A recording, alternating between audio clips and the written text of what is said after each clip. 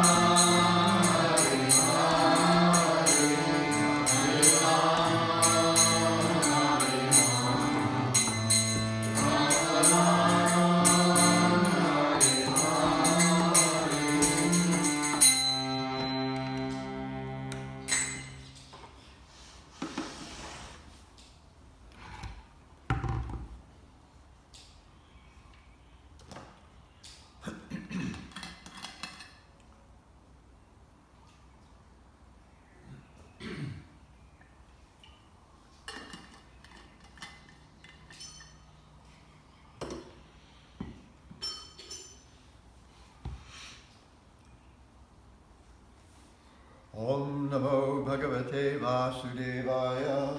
Om Namo Bhagavate Vasudevaya. Om Namo Bhagavate Vasudevaya. Om Namo Bhagavate Vasudevaya. Om Namo Bhagavate Vasudevaya. Om Namo Bhagavate Vasudevaya. Today we'll hear from Srimad Bhagavatam, Canto 3, Chapter 15, texts 22 and 23.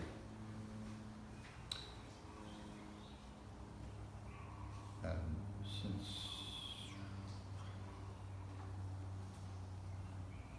this is the same meter as Brahma Samhita, and you all seemed to respond better to that tune yesterday than when I was chanting, we'll do it that way.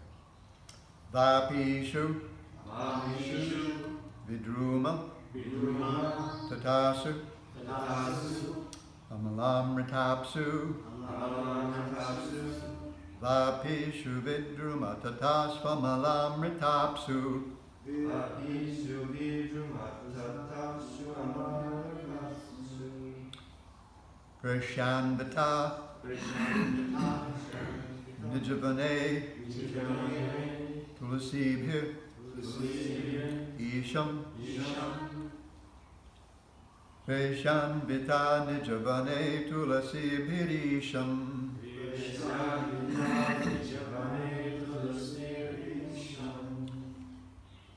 Abhyarchati,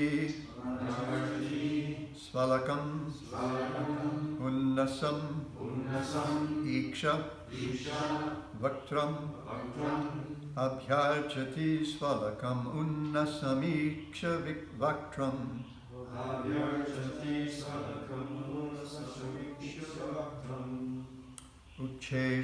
Ucheshitam,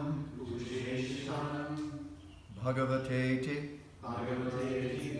Amatanga, Yachi,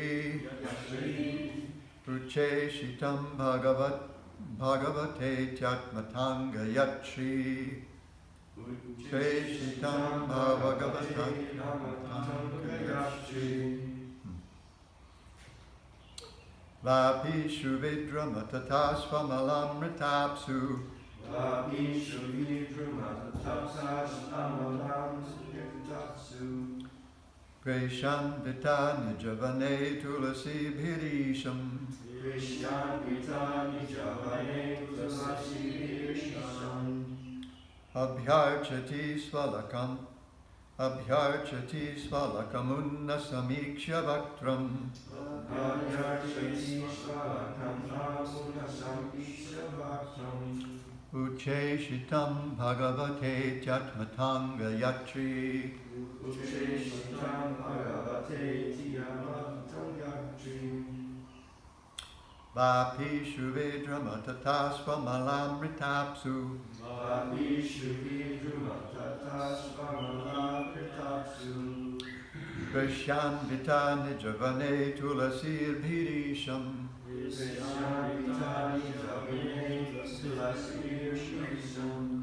Preshanvita Nijavane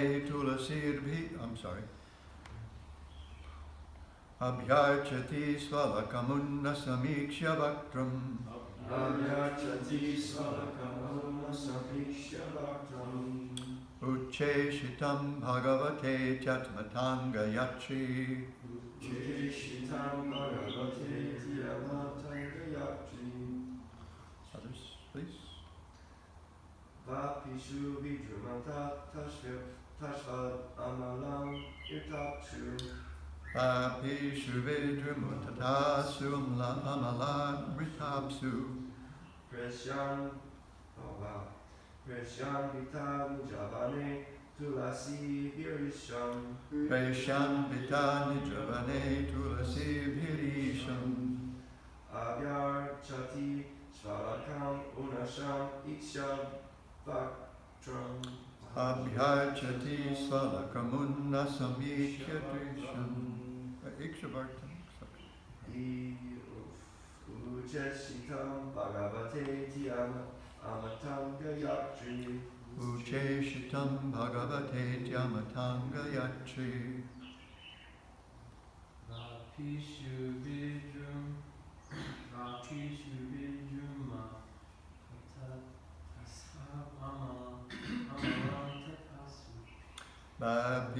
Vedram Tatasvamalam Ritapsu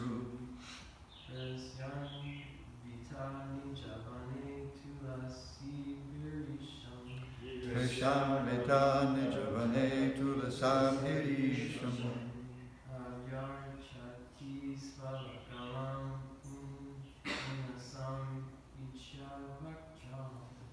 Amhyarchati Svakamunna Samiksha Bhaktram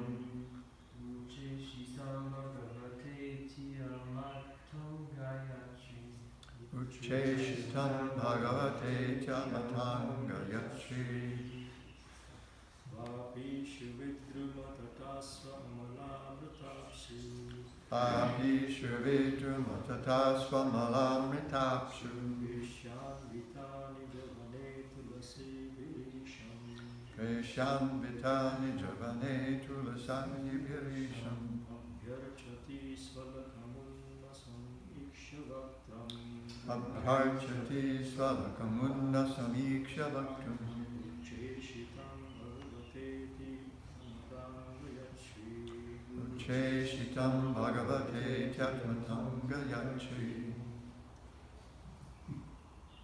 Synonyms. Vapishu, in the ponds. Vidruma, made of coral. Tatasu, banks. Amala, transparent. Mala is like dirty, contamination. Amala means pure. So it's completely clear. Amrita, nectarian. Apsu, water. Presha Anvita, surrounded by maidservants. Nijavane, in her own garden. Tulasibi,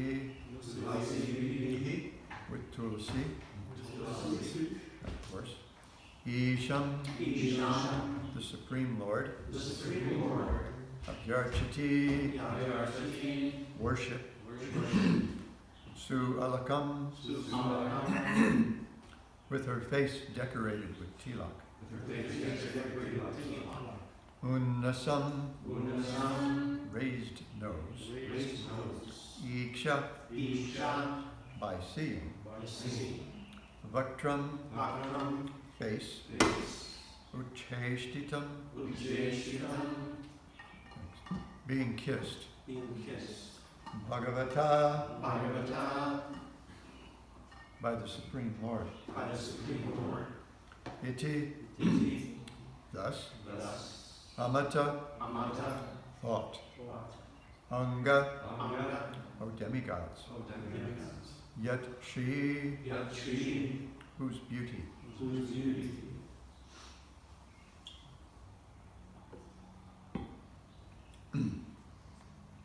Translation. The goddesses of fortune worship the Lord in their own gardens by offering tulsi leaves on the coral-paved banks of transcendental reservoirs of water. While offering worship to the land, they can see on the water the reflection of their beautiful faces with raised noses, and it appears that they have become more beautiful because of the Lord's kissing their faces. Responsively, please. The goddesses of fortune, worship the Lord, in their own gardens, by offering tulsi leaves on the coral-paved banks of transcendental reservoirs of water.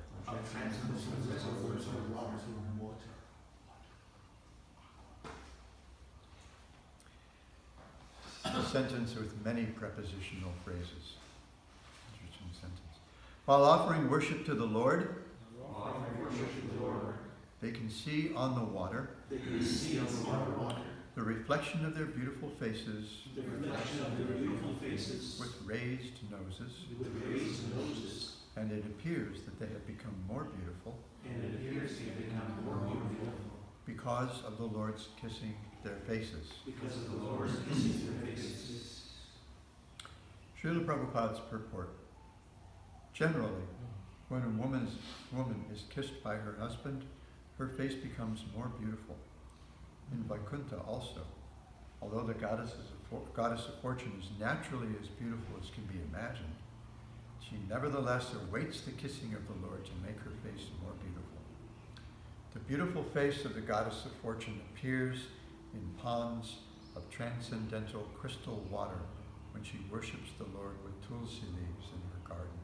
Excuse me, boss. You have a text message. Excuse me, boss. You have a text message. Excuse me, boss. You have a text message. Excuse me. At least that's probably, the volumes are probably all the way up, so it couldn't get louder. Text 23. Yanna vrajatya kabito rachana nuvadat churvanti jenya vishaya kukata matigni yastu shruta hata bhagair nripirata saras stang kripantya sarane shutamaha tamasu hanta. It is very much regrettable that unfortunate people do not discuss the description of the Vaikuntha planets, but engage in topics which are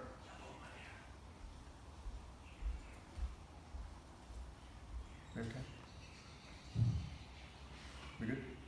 Yeah. We okay? Yeah. Okay. It is very much regrettable that unfortunate people do not discuss the description of the Vaikuntha planets, but engage in topics which are unworthy to hear and which bewilder one's intelligence. Those who give up the topics of Vaikuntha to take to talk of the material world are thrown into the darkest region of ignorance. Srila Prabhupada's purport. The most unfortunate persons are the impersonalists, who cannot understand the transcendental variegatedness of the spiritual world. They're afraid to talk about the beauty of the Vaikuntha planets because they think that variegatedness must be material. Such impersonalists think that the spiritual world is completely void, or in other words, that there's no variegatedness. This mentality is described here as kukata matigni, intelligence bewildered by unworthy words. The philosophies of voidness and of the impersonal situation of the spiritual world are condemned here because they bewilder one's intelligence.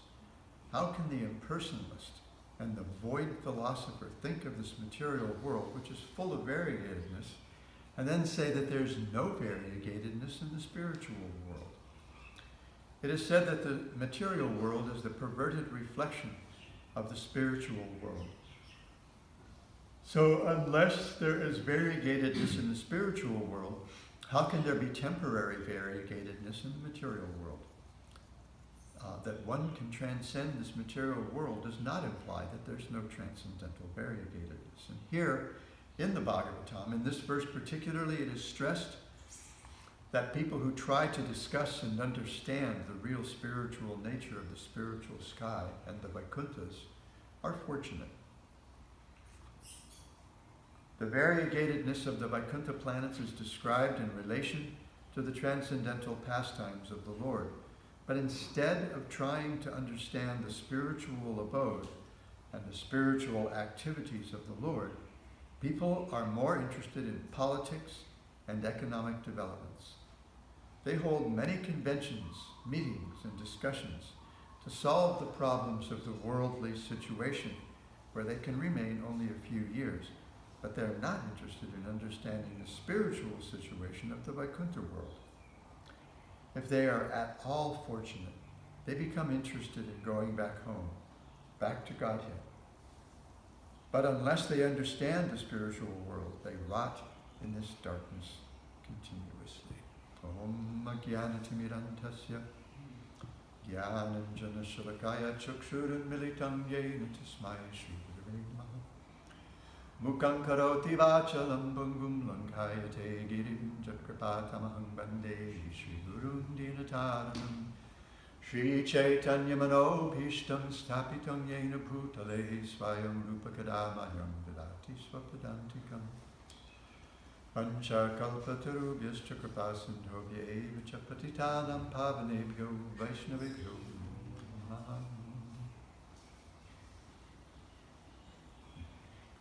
Papishu Vidruma Tatasvamalamritapsu Preshan Vita Nijavane Tulasibhirisham Abhyarchati Svalakamunna Samiksha Bhaktram Ucheshitam Bhagavate Amatanga Yatri.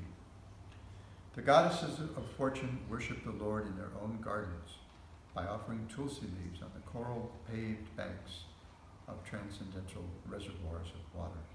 While offering worship to the Lord, they can see on the water the reflection of their beautiful faces with raised noses, and it appears that they have become more beautiful because of the Lord's kissing their faces.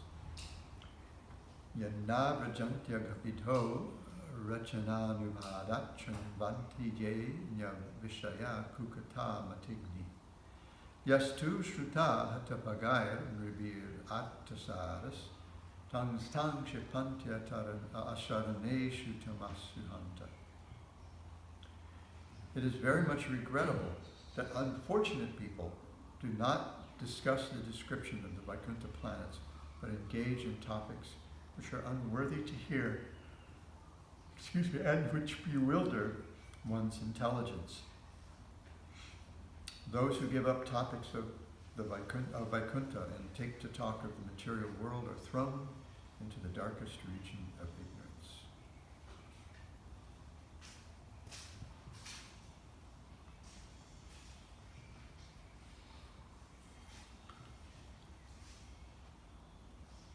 So we've discussed over the last few weeks the importance, the benefits, the joy of hearing from Srimad Bhagavatam and other authorized scriptures.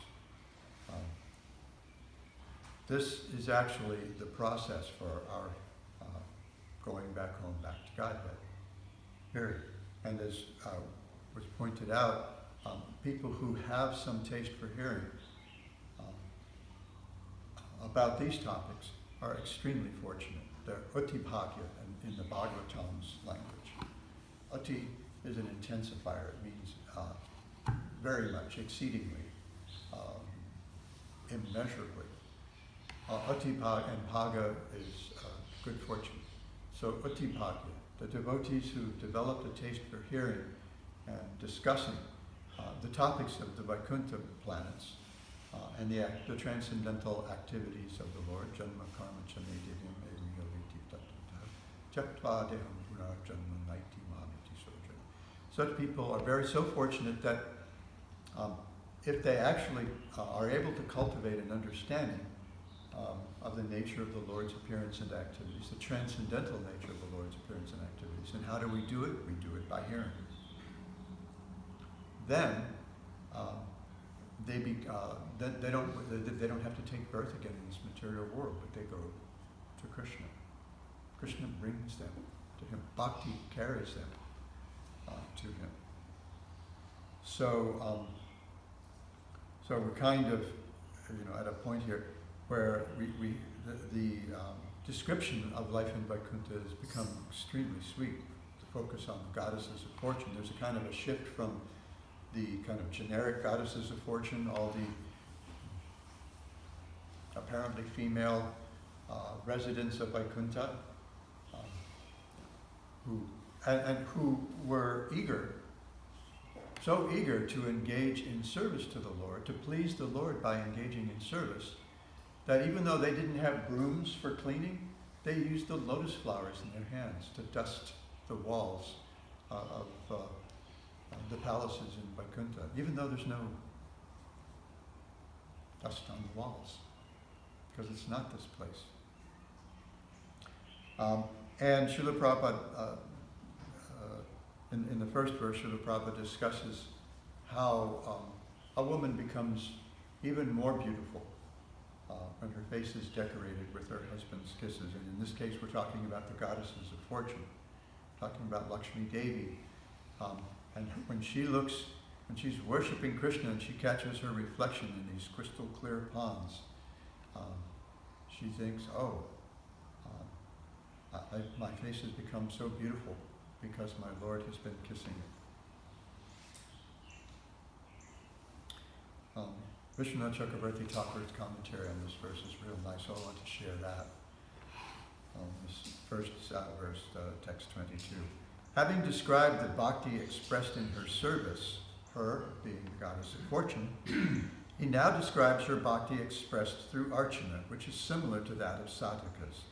She takes her morning bath in order to worship Narayana, her Lord, with tulsi in a grove situated within Nishreya Savana, in a pond filled with water similar to nectar. First, however, in order to wash her face, she sits on the steps on the bank of the pond, gazes at her face with beautiful locks and nose reflected in the water.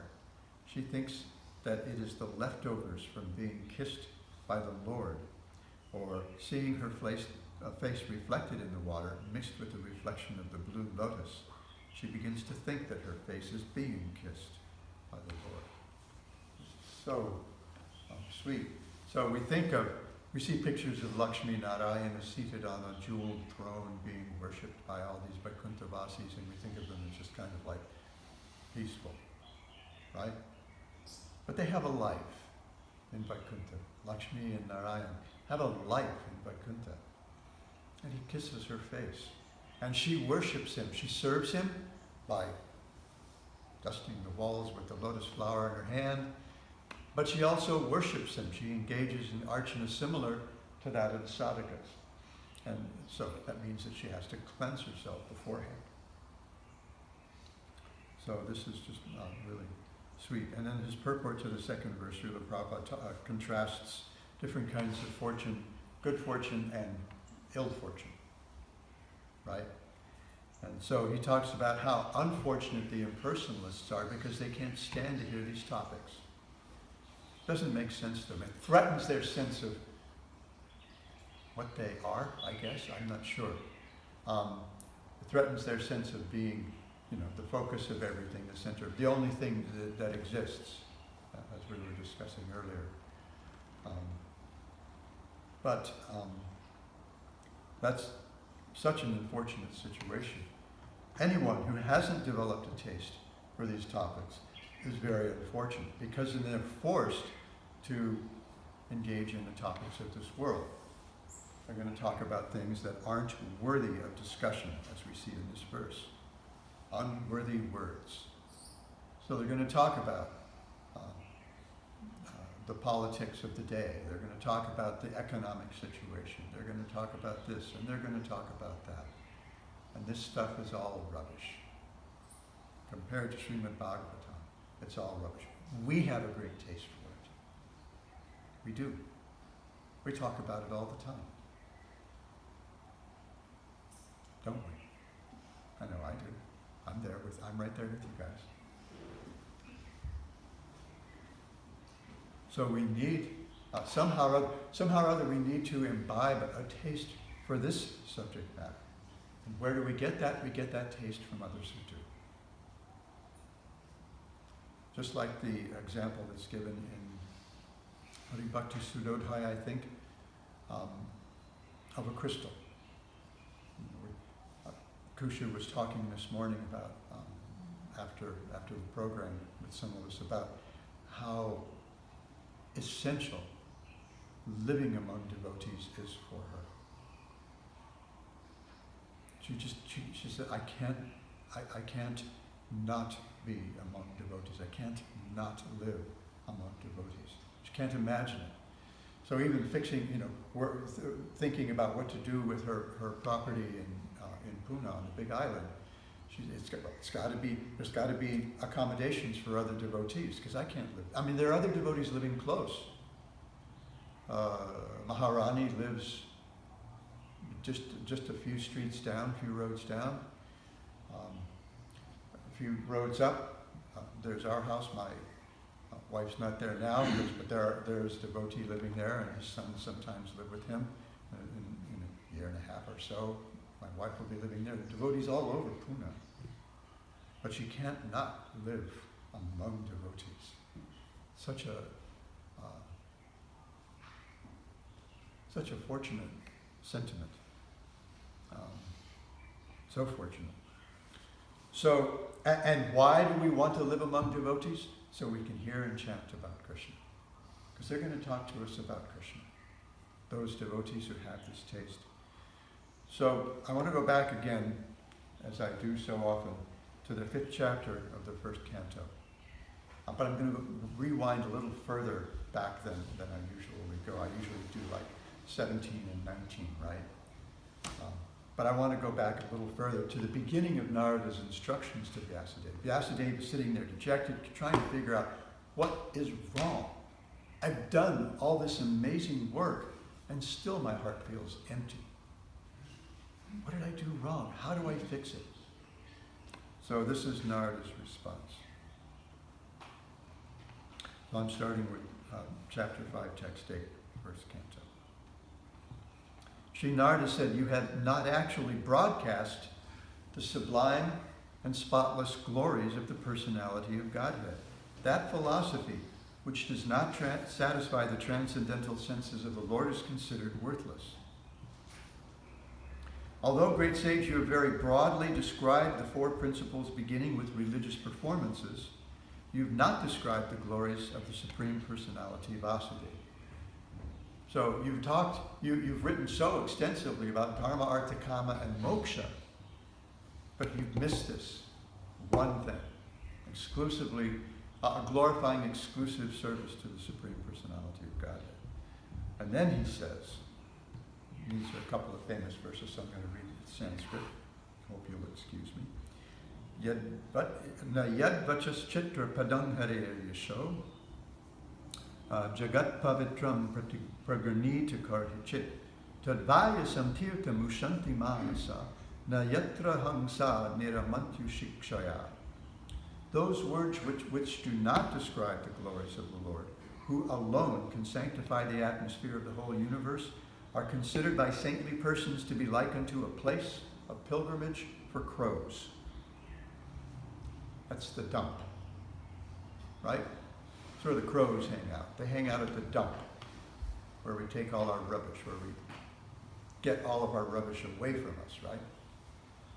Those words which do not describe the glories of the Lord, who alone can sanctify the atmosphere of the whole universe, are considered by saintly persons to be like unto a place of pilgrimage for crows. Unworthy topics, in the words of today's second verse, right? Since the all-perfect persons are inhabitants of the transcendental abode, they do not derive any pleasure there. Now, I'm going to step up and be real honest. And I have to admit, I was an English major. I've read a lot of stuff. I still read a lot of stuff that's not Bhagavatam, that's not Brihad Bhagavatamrita, that's not Sri Chaitanya Charitamrita, and I still find the truth and the beauty in those things. Quite often I'm looking at craft. But I also just kind of like enjoy good storytelling or good solid argument or something.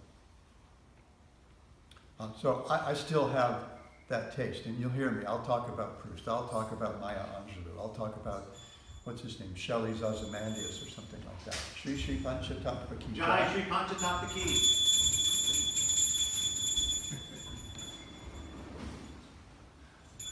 We all win. But here, Narada Muni is drawing a very stark contrast between I also have some taste for the Bhagavatam that I've gotten from Srila Prabhupada and the other devotees. But I also, obviously, still have a taste for these other things, which unfortunately I share with you folks. I should be sharing more of this. So here he draws a very stark contrast between these two kinds of discussion, this unworthy discussion and that which is eminently worthy. So he says in the next verse, Tadvag visargo janataga viplavo yasmin pratishlokam abadavatyapi Namani anantasya yasho nikani yat shrinvanti gayanti gurnanti sadhavaha. Here's where the sadhus take their pleasure, right? On the other hand, that literature which is full of descriptions of the transcendental glories, name, fame, forms, pastimes, etc., of the unlimited Supreme Lord are a different creation. Tadvad visargo, they're different creation.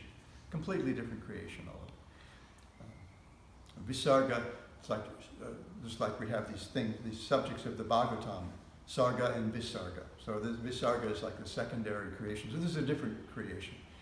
There's a nice thing that we see in Sri Chaitanya Charitamrita when King Prataparudra and other devotees are watching the some kirtan pastimes of the Lord at the Rath Yatra. And he said, Prataparudra says, this is Chaitanya Srishti. This is Lord Chaitanya's creation. This is a different kind of kirtan from every other kirtan. This is Chaitanya Srishti. This is a different creation. So this is a different creation full of transcendental words directed toward bringing about a revolution in the impious lives of the world's misdirected civilization. Powerful language. Such transcendental literatures, even though imperfectly composed, are heard, sung, and accepted by the purified persons who are thoroughly honest, sadhus. And then he goes on. And throughout this chapter, Narada Muni draws this stark contrast between bhakti, Shuddha bhakti, and everything else. Dharma, including dharma, artha, kama, and moksha.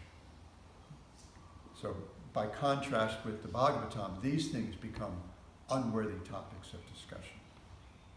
Not to mention the things that we tend to gravitate toward. So this is another of the reasons. Sometimes I've talked recently about Srila Prabhupada's assertion in his purport to the verse in the Nectar of Instruction, Upadeshamrita, that discusses the 6 kinds of loving exchanges among devotees. And Srila Prabhupada said that he created this International Society for Krishna Consciousness primarily to facilitate these 6 kinds of loving exchanges among devotees. But when we look at his 7 purposes for having incorporated the International Society for Krishna Consciousness, we see that it's all about facilitating devotees' hearing and chanting, developing, growing our taste for hearing and chanting about Krishna's Nam, Rupa, Guna, and Leela, his name, form, qualities, and pastimes. And so we hear repeatedly. We make it part of our regulated life. Krishna and I were speaking also earlier this morning, and she feels so grateful for her regulated life. She's up for Mangal Arati. She's up at 3 o'clock, do her stretches and all that stuff, and she's here for Mangal Arati. She's here for Mangal Arati on time every day. And if you lag a little bit and there isn't anybody else here, it's Kusha leading the kirtan, right? Because that's how we roll. The doors open, kirtan starts. And so she'll even just do a Jai Prabhupada until the scheduled leader shows up. Sometimes that's me. So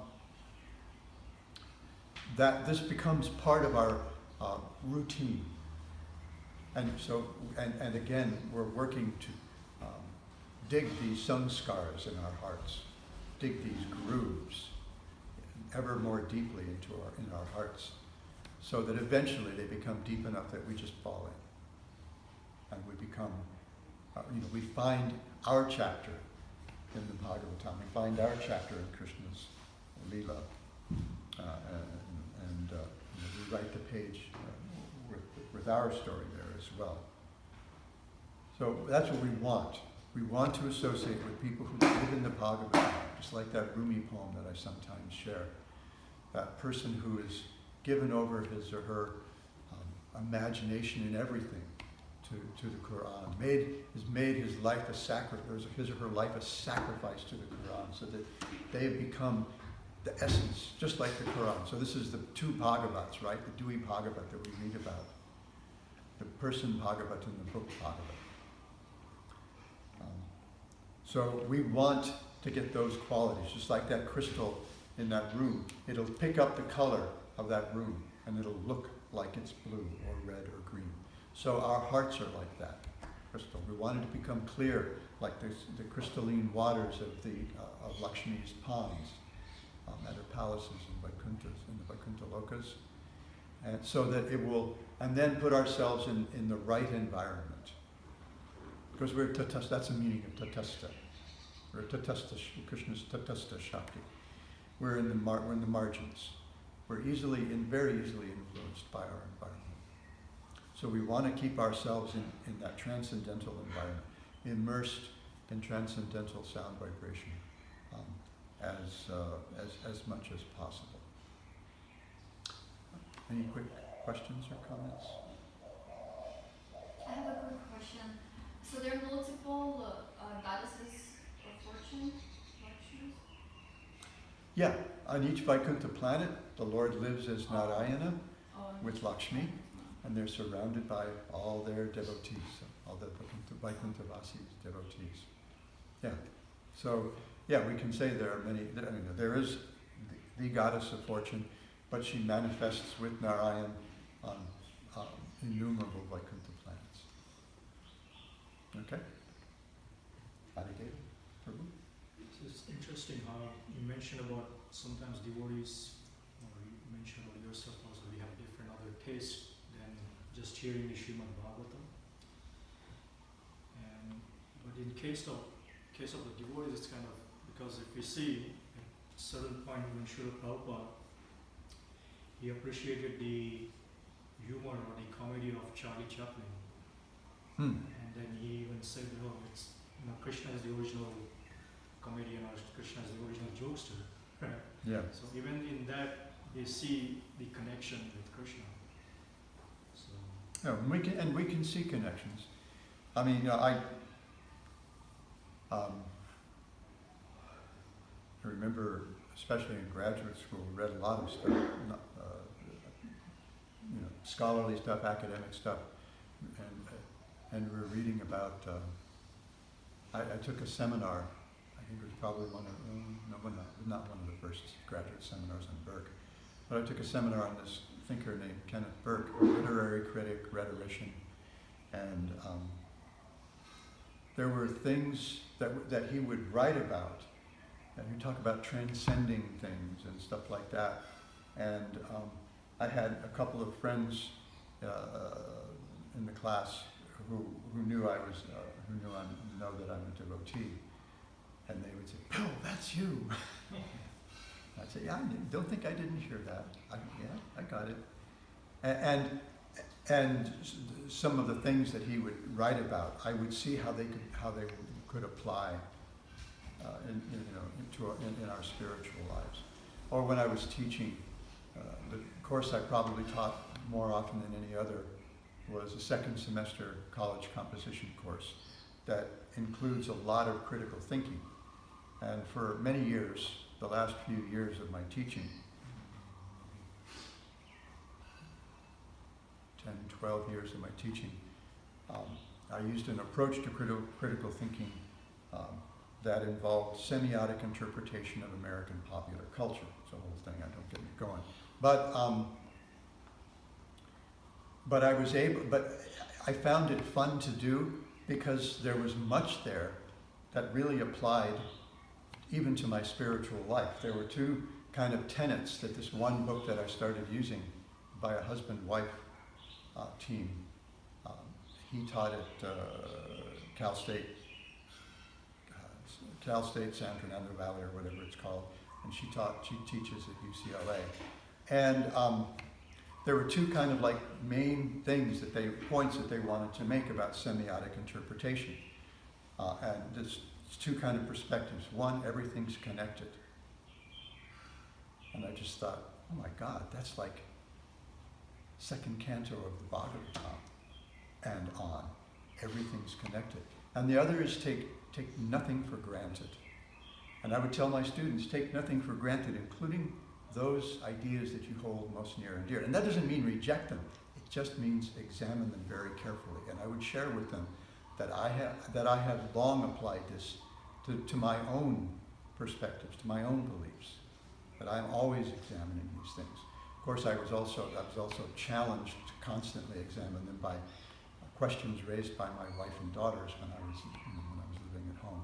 But it was, so yeah, we find these connections, the devotees, they see these connections everywhere. So yeah, it's really, it's a different way of seeing that. But those things, the taste for those things, it gets to remain in the background. It's like I started a Russian novel some time ago, and it's probably been a month or more since I've read or listened to any of it. And then there's another novel about the world's relationship with trees that I started last year that I still have. It's a big novel. This is a prize-winning novel. That it's wonderful. It's just such a wonderful piece of writing. But I haven't.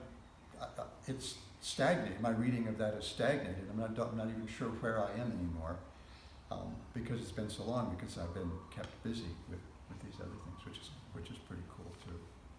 Should I go, Paul? That doesn't exactly have to do with the verse, but I was wondering why Srila Vyasadeva, if he's the literary incarnation of the Supreme Personality of Godhead, why he went through that feeling of despondency. Is that like a Leela or something? That feeling of despondency where he's not serving the Supreme Lord, why he's not getting satisfaction out of his writing up to that point. Because what he's written doesn't exclusively glorify direct devotional service to Krishna. It doesn't directly glorify. They really cover dharma, artha, kama, and moksha very well, but not Shuddha Bhakti. That's why he's feeling despondent. Is it a Leela? Sure. I think it's in the Bhagavatam if it's not a Leela. Yeah, it's a Leela. But was his despondency, was his depression also real? Oh yeah. That's the Leela. These are real emotions.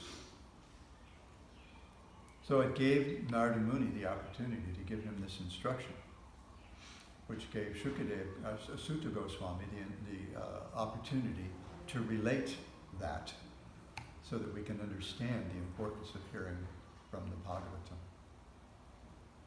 Is that okay?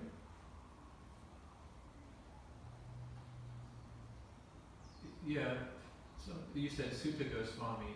So there's certain ways where like Sutta Goswami explains something and Maitreya explains something and then Sukadeva Goswami explains something. Sometimes it gets a little hard to distinguish who's relating. Sutta Goswami is expanding on what Shukadeva Goswami related to King Pariksit. There are different layers, as we've discussed. Different narrative layers of the. It's like one of those.